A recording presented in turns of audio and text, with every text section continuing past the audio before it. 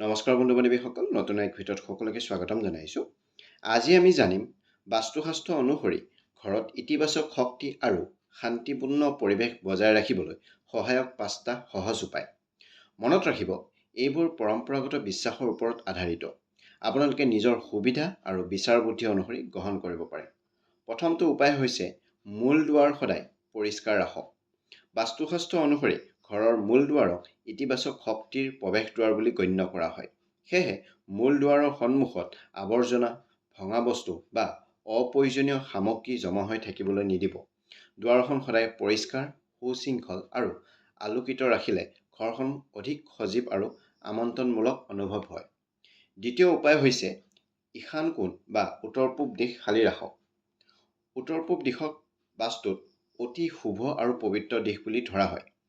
এই অংশত গধুৰ আচবাব, ডাঙৰ আলমাৰী বা অপ্ৰয়োজনীয় বস্তু নাৰাখিব। যিমান পাৰি এই ঠাইখন খোলা, পৰিষ্কাৰ আৰু পোহৰযুক্ত কৰি ৰাখিবলৈ চেষ্টা কৰিব। ইয়াৰ ফলত ঘৰখন অধিক উজ্জ্বল আৰু মনোমোহা অনুভৱ হ'ব। তৃতীয় উপায়টো হৈছে শোৱাৰ সময়ত মূৰ দক্ষিণমুখী ৰাখক। বাস্তু অনুসৰি দক্ষিণ দিশলৈ মূৰ কৰি শুলে ভাল নিদ্ৰা আৰু মানসিক শান্তি লাভ হয় বুলি বিশ্বাস কৰা হয়। বহুতে কয় যে এই দিশত শুলে শৰীৰৰ অধিক বিশ্ৰাম লাভ কৰে। সেইবাবে সম্ভৱ হ'লে নিজৰ বিচনাখন এনেদৰে সজাওক যাতে মূৰ দক্ষিণ দিশলৈ থাকে।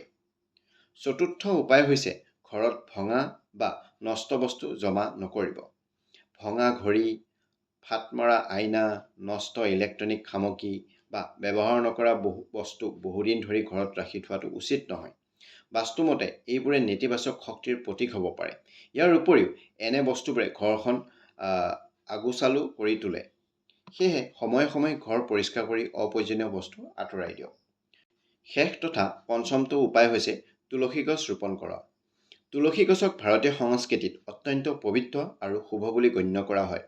ঘৰৰ বাৰাণ্ডা, প্ৰৱেশ দুৱাৰৰ ওচৰত তুলসী গছ ৰোপণ কৰিলে পৰিৱেশ অধিক সজীৱ আৰু মনোমোহা লাগে।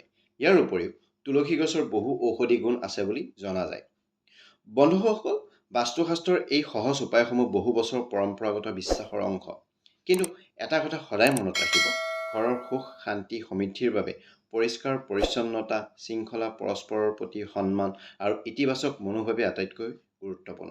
ভিডিঅ'টো ইমানেই আছে। যদি ভিডিঅ'টো ভাল লাগিলে লাইক কৰক, শ্বেয়াৰ কৰক আৰু চেনেলটো ছাবস্ক্ৰাইব কৰিব নাপাহৰিব। ধন্যবাদ।